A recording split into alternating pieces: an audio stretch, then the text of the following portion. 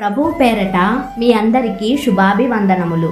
ఈరోజు మన అనుదిన వాక్య ధ్యానమైన ఎడారిలో సెలయేర్లలోని వాక్యము।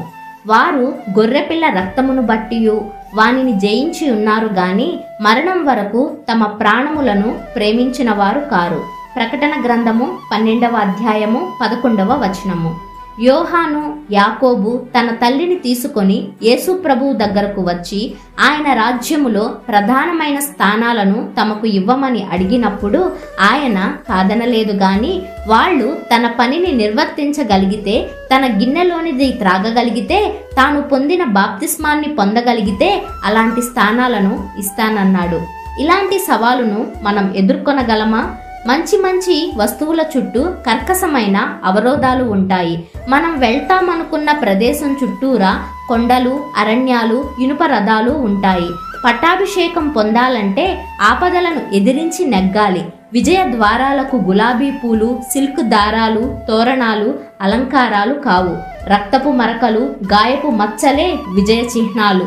నువ్విప్పుడు ఎదుర్కొంటున్న శ్రమలన్నీ నీ కిరీటాన్ని నువ్వు గెలుచుకోవడానికి నీ దేవుడు నీకు అనుగ్రహించిన సాధనాలే।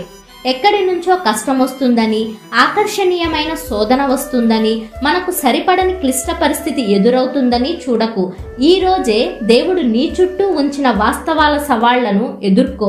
ఈ గంటలో, ఈ వారంలో, ఈ నెలలో నీకున్న సమస్యల సాలెగూడులోనే నీ కిరీటం చిక్కుకొని ఉంది। అతి కష్టమైన విషయాల గురించి ఈ లోకానికి ఏమీ తెలియదు। నీ అంతరంగపు లోతుల్లో యేసుకు తప్ప మరెవ్వరికీ తెలియని బయటకు నువ్వు ధైర్యంగా చెప్పలేని ఇబ్బంది ఒకటి ఉంది। ప్రాణాలు పెట్టడం కంటే దుర్భరమైనది నీలో ఉన్న ఆ ముళ్ళు। ప్రియ స్నేహితుడా, అందులోనే ఉంది నీ కిరీటం। ఆ శోధనను జయించి కిరీటాన్ని సంపాదించుకునేందుకు దేవుడు నీకు సహాయం చేస్తాడు। యుద్ధం ఎలా సాగుతుందనే ప్రశ్న లేదు, ఎంతసేపు జరుగుతుందనే భయం లేదు। చాలించుకోకు, పోరాడుతూనే ఉండు। రేపే నీ విజయ గీతం వినిపిస్తుంది।